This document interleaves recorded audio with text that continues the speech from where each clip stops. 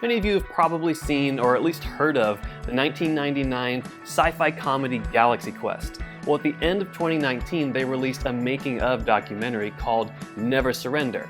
And that title, of course, comes from a line in the film Galaxy Quest, "Never give up, never surrender." The documentary itself is presented in a pretty straightforward way. We get a lot of talking heads from producers, writers, the director, cast and crew from the film Galaxy Quest. So visually, it doesn't do a whole lot of interesting things. Documentaries these days really need to find a visual way to stand out from all the other documentaries that are being made. And Never Surrender doesn't really do that so much, but if you're really interested in learning more about the film Galaxy Quest, then the content of the documentary will be enough to keep you interested. The filmmakers did a really good job rounding up all the principal people involved with the creation of this film.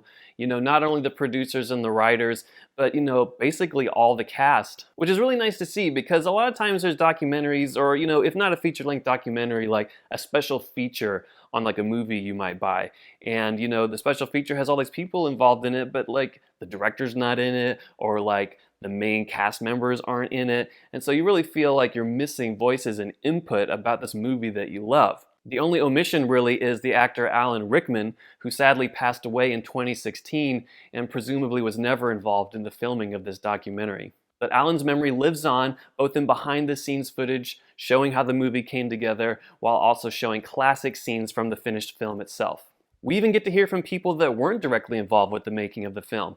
People like Damon Lindelof show up in the documentary to discuss how much they loved the movie and how the message of the movie resonated with them, especially as Star Trek fans. Now, I'm a Star Trek fan myself, and the movie Galaxy Quest is widely considered to be a parody of Star Trek, but it's a loving parody. It's full of winks and nods to the Trek franchise, especially the original series. But it's also a love letter to Star Trek fans and just fandom in general, the type of people that become so enamored with a movie or a show or a comic and show up to these screenings and events dressed as their favorite characters. And we get to meet those type of people in the documentary as well.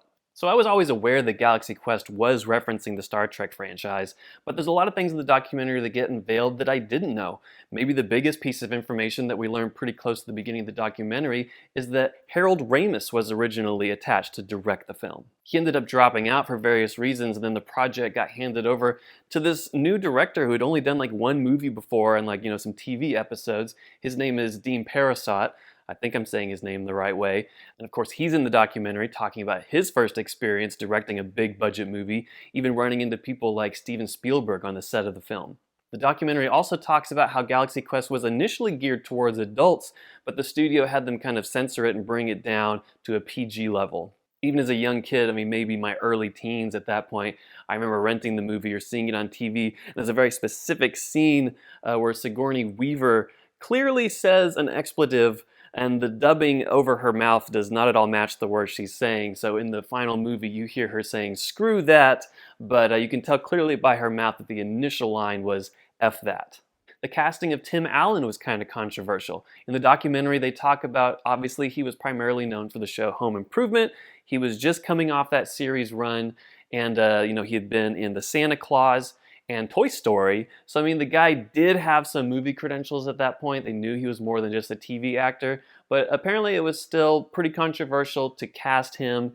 And Tim and Alan Rickman apparently didn't get along that well. Alan is, of course, a very serious, dramatic actor, and he didn't think Tim Allen was taking the role too seriously or just the project too seriously. So we kind of hear stories about how Tim Allen was, of course, just as you would expect, a big cut up on the set.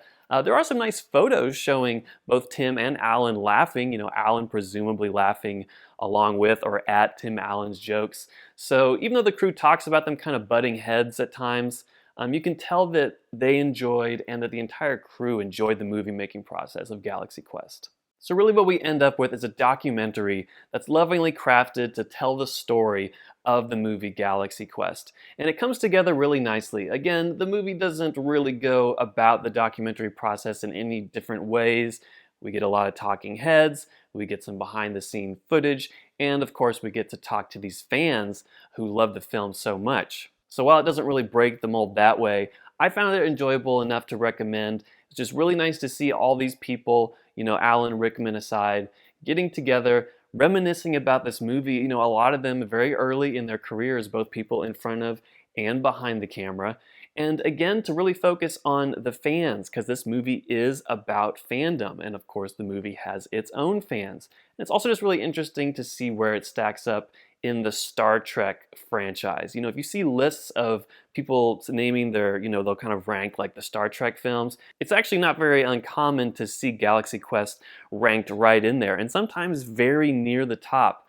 A movie that so respectfully parodied the franchise that it actually has almost become canon, in the eyes of Star Trek fans. So if you're a fan of the movie Galaxy Quest, then I strongly recommend that you check out Never Surrender. You can watch it right now on Prime Video. If for some reason you've never seen Galaxy Quest, then definitely watch that movie first before checking out the documentary.